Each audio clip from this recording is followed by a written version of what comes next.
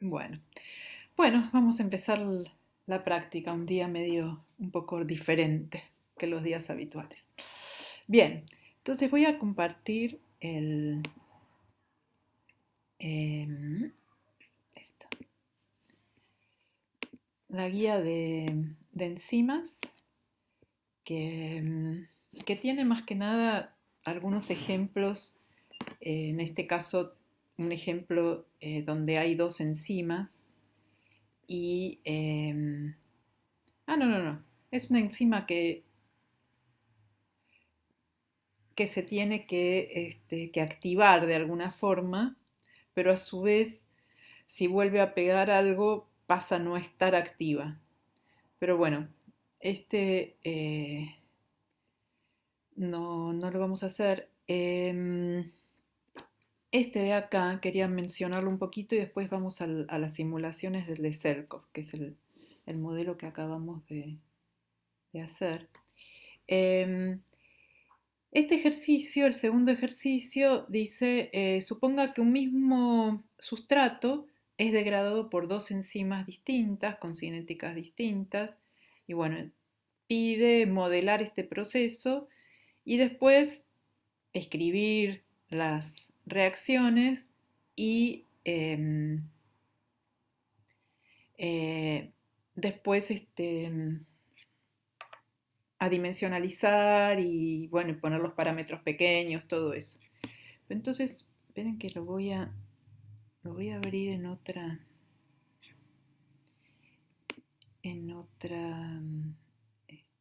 problemas, guías, en otra página para yo verlo mientras miramos el pizarrón. Bien, entonces vamos a mirar. Ahora tengo, además de las cosas que me mete el Zoom habitualmente, tengo la transformación del video acá flotando por la computadora. Pero bueno, bien, entonces tenemos un sustrato que es transformado en un producto por dos enzimas diferentes. Entonces sería un mismo sustrato que va a una enzima. Esto era K1, en general el K' era la vuelta.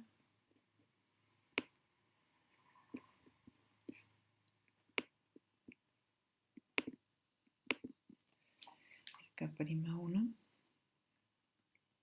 Y acá le podemos poner el complejo 1 y esto después va a un producto 1 más la enzima 1 y también es transformado por la otra.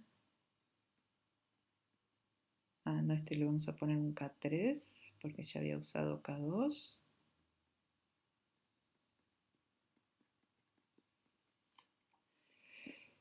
Y bueno, básicamente lo que me importa es cómo es la ecuación de S, es lo que voy a escribir. Tengo que tener en cuenta que S ahora participa de dos ecuaciones. Es un poco parecido a cuando teníamos una, dos sitios de ligadura, ¿no? Entonces tengo que tener en cuenta la reacción de la primera enzima y la reacción de la segunda.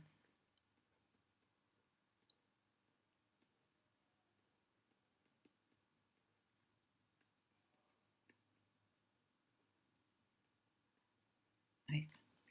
Y después para las enzimas, esto es medio lo que es más distinto porque no voy a tener una conservación para cada una de ellas por separado. Menos K1 por S por E1 más K'1 por C1 más K2 por C1 y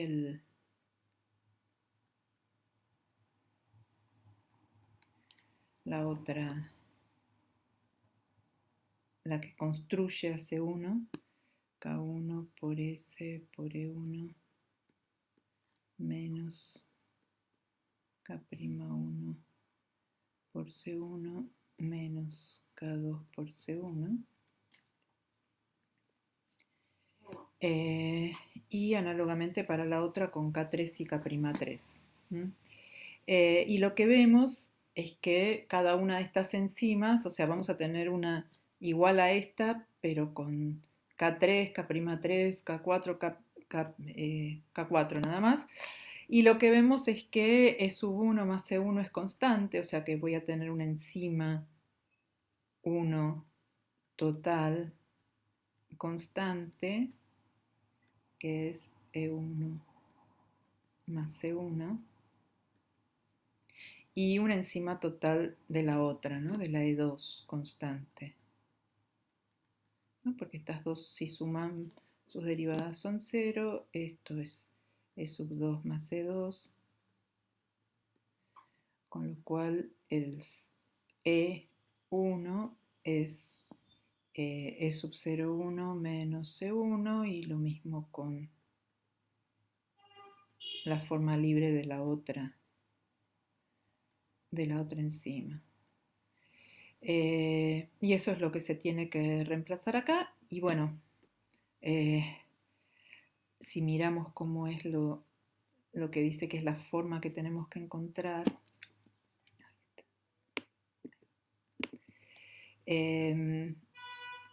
estos términos, menos sigma por 1, o sea, este primer término menos sigma, y acá tengo un más x por sigma, este vendría de, cuando voy a, o sea, ¿cómo voy a dimensionalizar? Voy a dimensionalizar el sigma, va a ser S sobre S0, y los complejos, que son los que me van a quedar, y el E1 también me queda reemplazado acá. Los complejos adimensionalizados eran los que llamábamos X1 habitualmente, sin el corchete. Voy a borrar el corchete.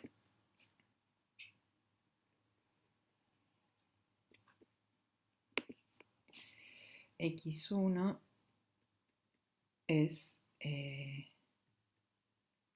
C1 sobre E sub 0,1, y lo mismo X2 es C2 sobre E02.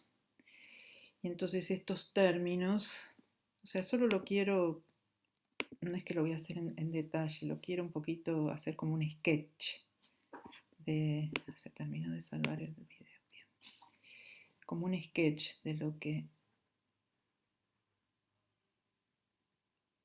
este me va a quedar menos K1, bueno, por, si quieren le ponemos S0 por sigma, y E01 por 1 menos X1, porque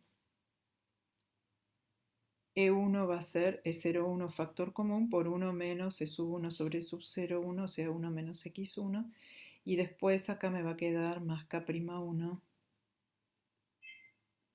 por E01 por X1. Y cuando saque todas estas cosas, el K1 S0, el E01, etcétera, etcétera, que los voy a meter adentro del tiempo, y también porque el S lo voy a dimensionalizar, esto de acá me va a quedar tal vez alguna constante, sigma por 1 menos X1 con un signo menos, y tal vez tenga alguna constante adelante, más, depende de cómo dimensionalice el tiempo, más alguna constante por el X1. Y eso es lo que va apareciendo en el problema, que no lo voy a desarrollar más porque así vamos a lo de Selkov y las simulaciones. El menos sigma por 1 y el x por sigma. El y es el otro. Nosotros llamamos x1 y x2, le puse yo. En el problema lo llaman x e y. En lugar de x1 y x2, el otro término aparece con un alfa adelante porque la dimensionalización del tiempo, o sea, lo tienen que hacer, pero si uno dimensionaliza el tiempo, acuérdense que siempre le metíamos K1 por E0 y ahora tengo dos E0 distintos, entonces una de las ecuaciones, o sea, una de las, el tiempo lo estoy dimensionalizando con la concentración de una de las dos enzimas y eso hacía que se me fueran, que esto me quedara acá con un 1, acá adelante, que no me quedaran factores. Acá me va a quedar un factor porque la concentración total de la otra enzima no es igual a la primera. Pero bueno, se los dejo para que lo haga, es sencillo. Y vamos a pasar entonces este es el modelo de Serkov, que lo primero que pide es escribir las ecuaciones, que eso lo hicimos en la teórica, y después suponer que la cantidad de enzimas es suficientemente pequeña como para hacer la separación de escalas temporales. Y acá sí, a diferencia de lo que veníamos haciendo hasta ahora, nos interesa Esperen que quiero ver. Ahí está. Bien. Nos interesan las ecuaciones en la escala lenta, a diferencia de lo que hicimos hasta siempre, ¿no? Porque si volvemos al problema de recién, lo que solíamos hacer para resolver estos problemas era, bueno, nos importaba la tasa de producción del producto, entonces hacíamos cero esto y como solo nos interesaba cuánto valía X, básicamente, como función de sigma, con eso ya nos bastaba y nunca íbamos a la escala lenta. Y Selkov es el primer ejemplo en el cual sí nos interesa la ecuación en la escala lenta porque además es una ecuación que está en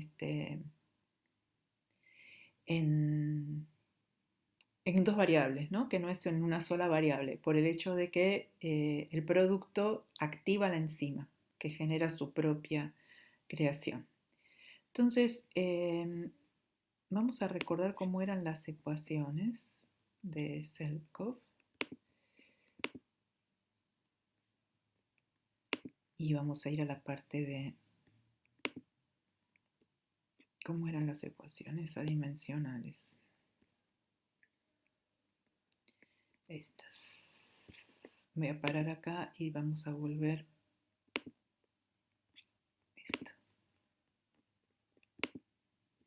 Acá.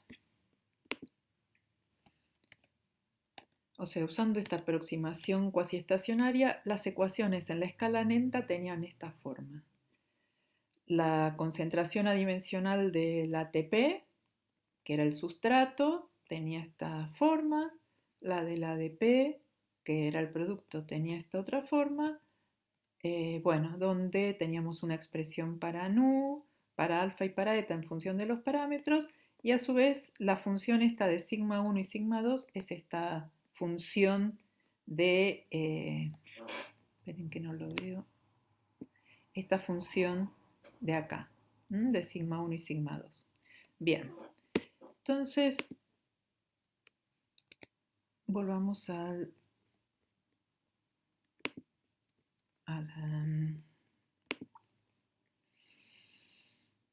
Chrome. Ahí estamos.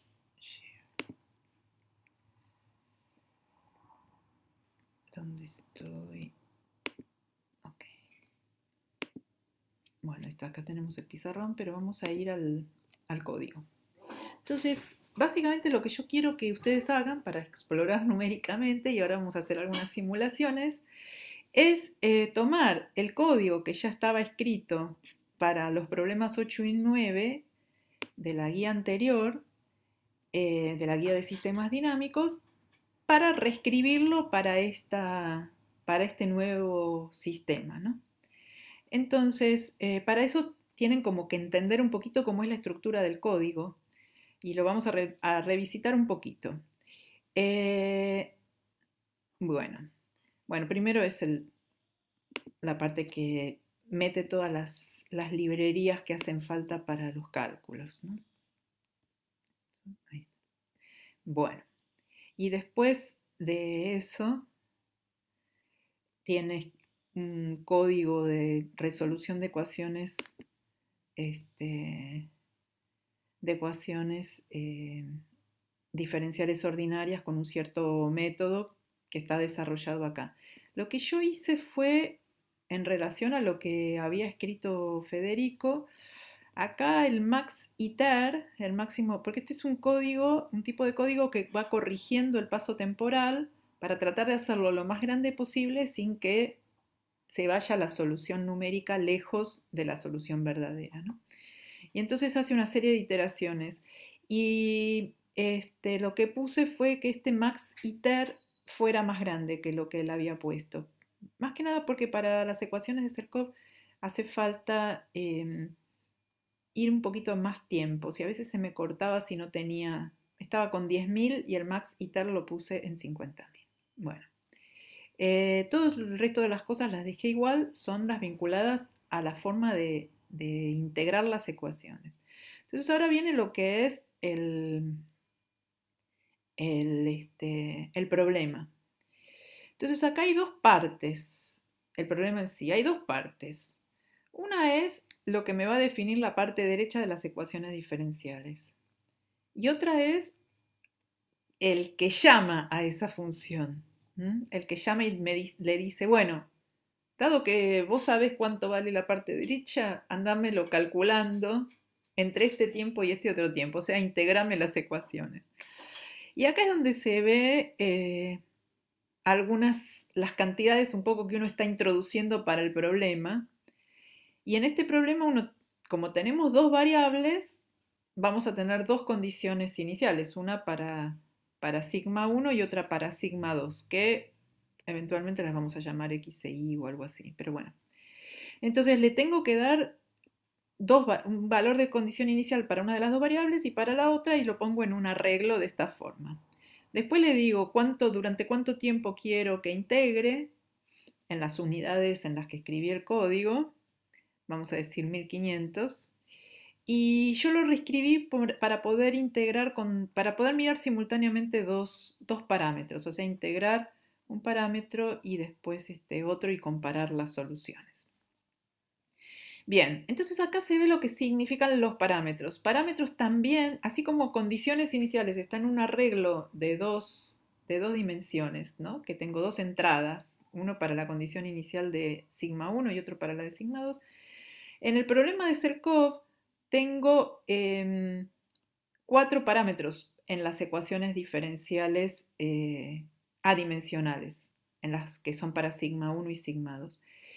Tenía nu, tenía eta, tenía alfa y tenía gamma. Gamma era la cooperatividad con la que se pegaba el producto a la enzima. Y las demás venían de combinar flujos, las tasas a las que se inyecta el ATP, que se remueve el ADP y algunas otras constantes, combinaciones de constantes de reacción. Entonces quedan 4 parámetros que son estos, gamma, nu, eta y alfa.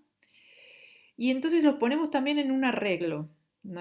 Y ahí ponemos los valores que le queremos dar a los parámetros.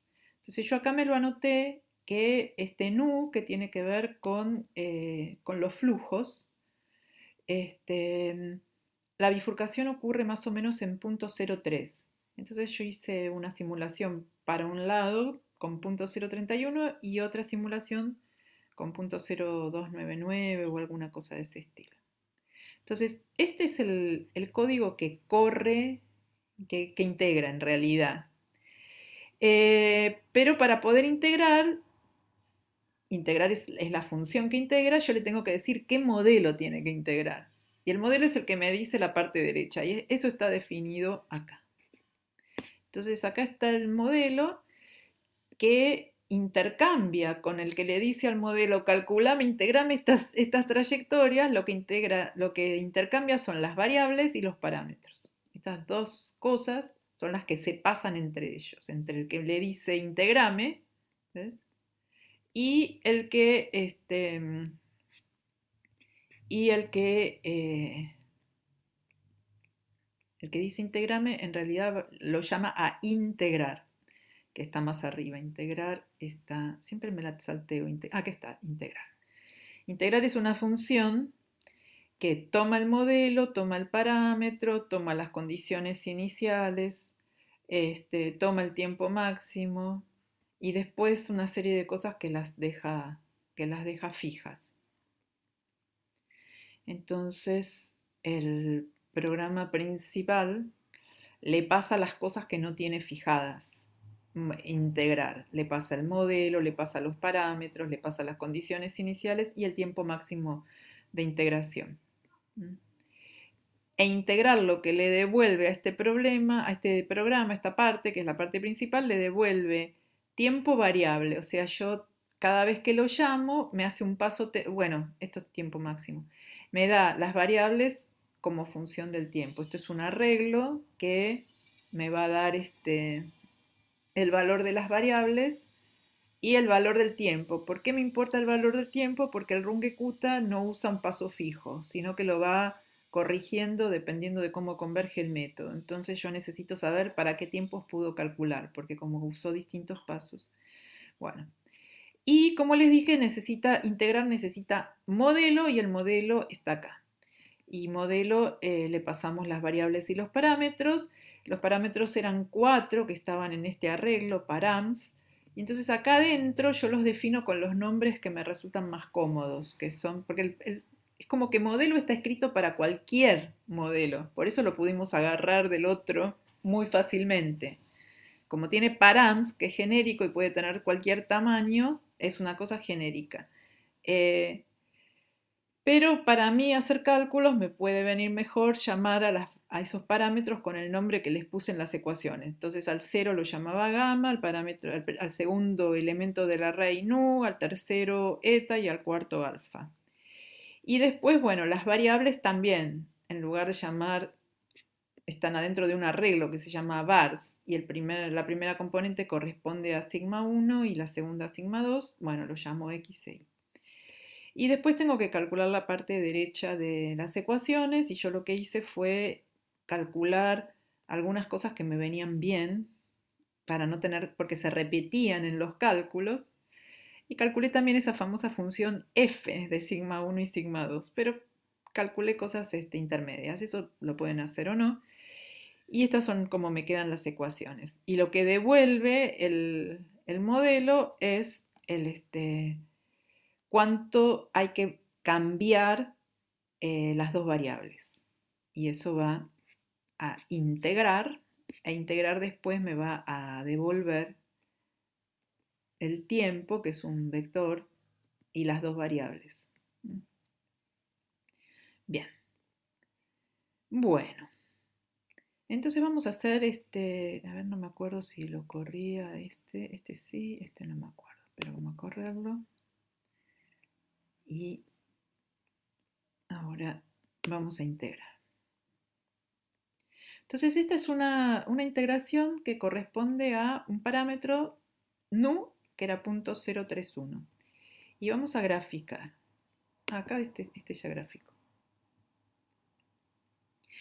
Y acá está graficando sigma 1 en verde y sigma 2 en magenta.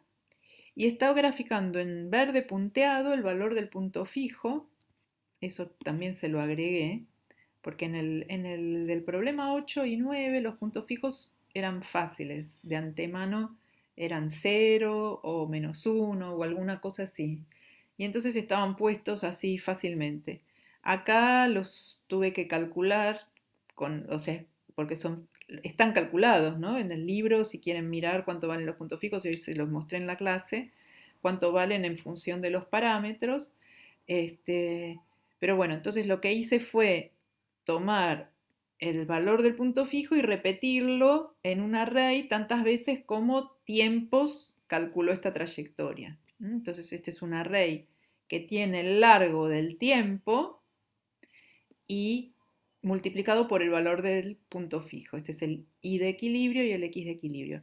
Y en particular a esta primera conjunto de parámetros, a sus soluciones, las llamé tiempo 1 y params 1. Porque así los tengo separados de la segunda simulación. Y lo que vemos es, oscila, pero tiende al punto fijo. Entonces ahora lo vamos a hacer para el segundo conjunto de parámetros. Y este segundo conjunto de parámetros es .0295.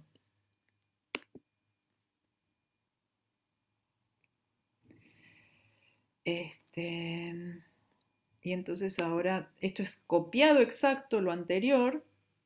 Lo único que lo corro después de haber definido, o sea, podría volver para atrás. No volver a tenerlo acá, pero bueno. Pero como gráfica sí lo tengo aparte. Y definí los nuevos puntos de equilibrio como I, ec, new y x, ec, new. Y también cuando corrí esto, a las nuevas variables las llamé xnew y xnew y inew. Y al tiempo no le puse tiempo 1, me quedó tiempo. O sea, no es lo más limpio de todo, está todo mezclado los nombres, no son lo más... El anterior tenía x y tiempo 1 y este tiene xnew, inew y tiempo, pero bueno. Entonces cuando grafico con este nuevo parámetro, lo que veo es que no están decayendo las oscilaciones, sino que se están amplificando y se están como llegando saturando el tamaño de la amplitud de la oscilación. Acá de nuevo tenemos el punto fijo en línea punteada.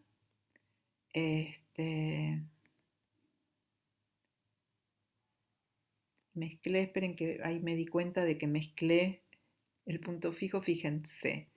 El x new lo pinté en rojo y el x de equilibrio new en blue. Entonces lo voy a hacer de nuevo porque tiene que oscilar alrededor del punto fijo, no le tiene que quedar afuera el punto fijo. Vamos a hacerlo de nuevo. Ahora sí. Entonces tengo el punto fijo en el valor que toma en x es esta línea punteada y lo que veo es que la solución está oscilando alrededor de esa línea punteada y el otro punto fijo es un solo punto fijo, lo que pasa es que son dos variables. El valor de la segunda variable en el punto fijo es esta y la solución está tendiendo a oscilar, se está alejando de ese punto fijo. Entonces en el retrato de fases lo hice simultáneamente. Es la misma condición inicial en ambos casos, que era punto 3.3, esto. Esperen que... Y acá está pintado en un color que no me di cuenta cómo era que los elegía los colores, pero bueno.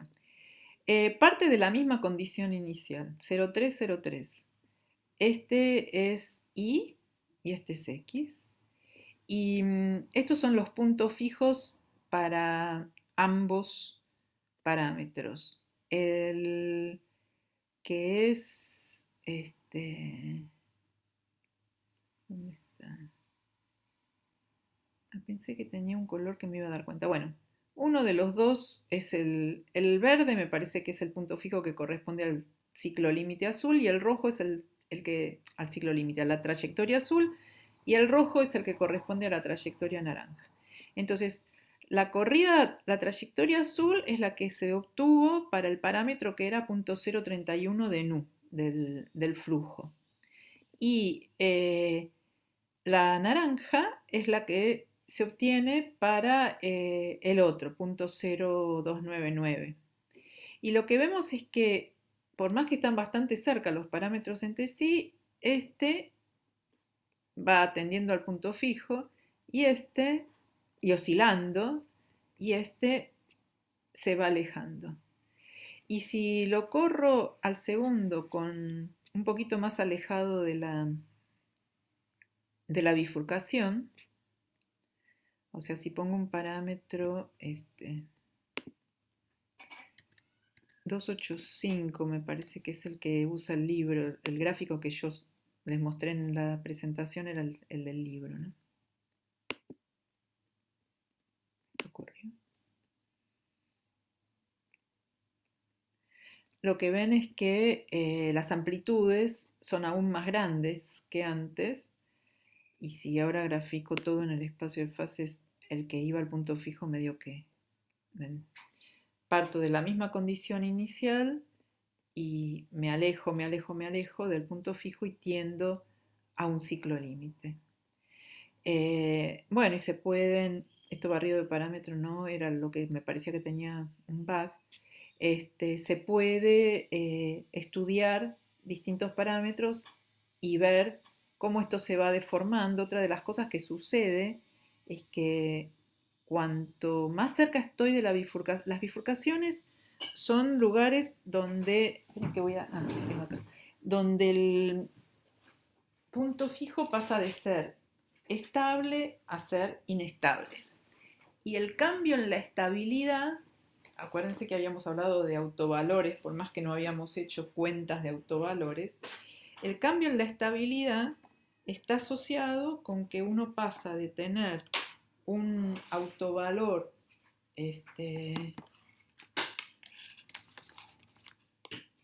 que no, ah, pasa de tener un autovalor, o sea, lo que uno hace para ver la estabilidad del punto fijo es linealiza la ecuación alrededor del punto fijo y se fija cuáles son esos números que van en las exponenciales, que son los autovalores, lo que va multiplicando al tiempo. Entonces, si esas cantidades son complejas, como es en el caso de la bifurcación de Hopf, lo que me fijo es cuál es la parte real de esos complejos. Y la bifurcación ocurre cuando esa parte real cruza el cero, o sea, pasa de algo que es una exponencial que me va a hacer decrecer la amplitud a una exponencial que va a hacer que aumente. Y como es un número que multiplica el tiempo, es una tasa, es una inversa de tiempo, es una aproximación al punto fijo. O sea, yo me estoy aproximando al punto fijo y cuando el punto fijo está por ser inestable, cada vez me cuesta más aproximarme. Eso quiere decir que cada vez es más lento, es más lento. Cuando uno está cerca de la bifurcación, tiene una escala temporal lenta, que es la de la aproximación al punto fijo que se está volviendo inestable. Y lo mismo el alejamiento, cuando yo me corro un poquito para el otro lado, me alejo lentamente del punto fijo. Ya después, cuando estoy mucho más lejos, me voy rápidamente del punto fijo. Ya es muy inestable y me voy muy, muy rápidamente. Y otra de las cosas que sucede con la bifurcación de Hopf es que cuando uno está muy cerca de la bifurcación, a ver, yo la bifurcación no sé exactamente dónde sucede, pero está ahí cerca de punto 0,3. Vamos a ver qué da punto 0,3.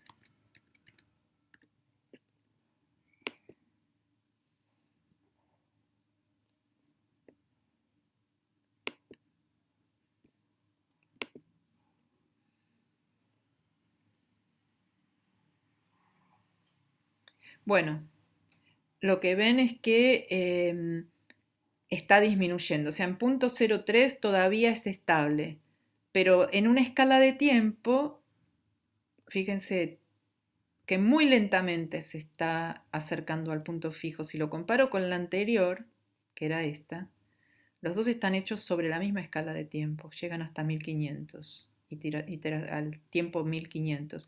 Y fíjense cómo le cuesta bajar la oscilación. En cambio acá, enseguida baja la oscilación. Y la frecuencia es más o menos la misma. La frecuencia del ciclo límite en la bifurcación está dado por la otra parte del autovalor. El autovalor tiene una parte real, que es la que me dice cuán fácil me estoy aproximando o alejando del punto fijo. Y una parte imaginaria, que es la que me da una frecuencia, que me da la frecuencia de oscilación. Entonces, las Las bifurcaciones de Hopf son bifurcaciones en las cuales yo paso de un punto fijo, de una situación estacionaria, a una situación oscilatoria que empieza con esta como esta bifurcación que es la supercrítica, bueno, que empieza con un tamaño del ciclo límite que no tiene amplitud, ¿m? Y esa amplitud después va aumentando, pero la frecuencia está fija, es la que me la da el autovalor. Bueno, y si miro en el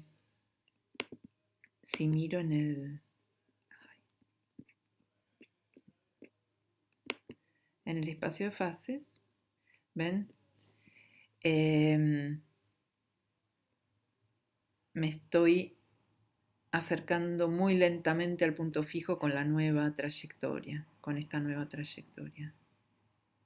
A ver, ahora estoy viendo si me acerco al punto fijo o voy a un ciclo. No, sí, me acerco. Me voy a poner más cerca del punto fijo. Lo que pasa es que no sé cuánto vale, bien. Bueno, pero bueno, entonces con esto ustedes pueden explorar cómo son los distintos comportamientos.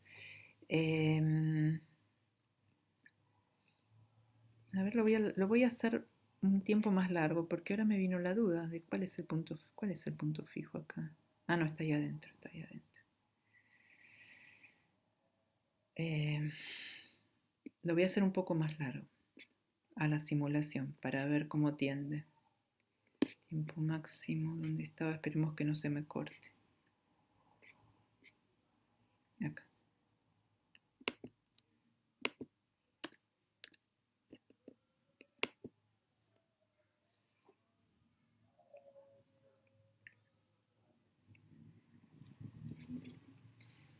Entonces ahora vamos a integrar para este conjunto, graficar.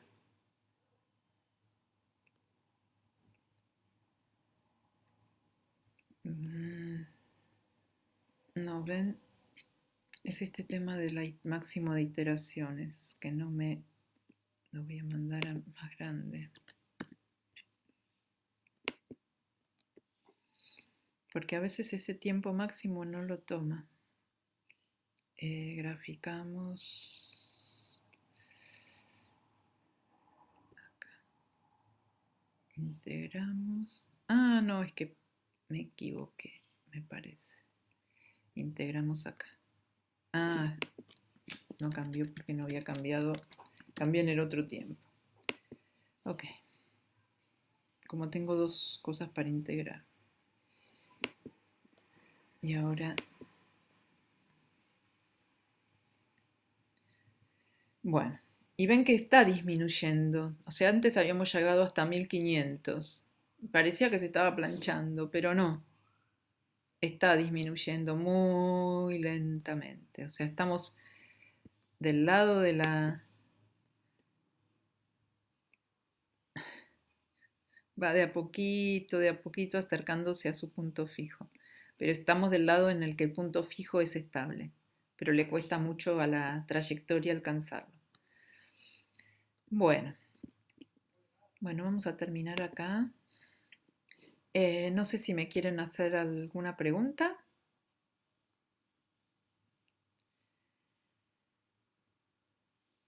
Si no, me parece que vamos a terminar acá la clase. Bueno. Bueno, y entonces la clase que viene ya vamos a empezar, vamos a dejar enzimas y vamos a empezar con la membrana plasmática y las cosas que puede haber en la membrana plasmática y cómo se intercambian cosas a través de la membrana plasmática y también la homeostasis, cómo se genera el volumen de la célula, etcétera, etcétera. Bueno, sí, los ejercicios. Ah, sí, que yo les iba a decir cuáles eran, como les dije, ¿cuándo les dije? La semana pasada. Espera, ¿cuándo era? Era para la AFA más o menos. Espera que voy a cortar la grabación porque esto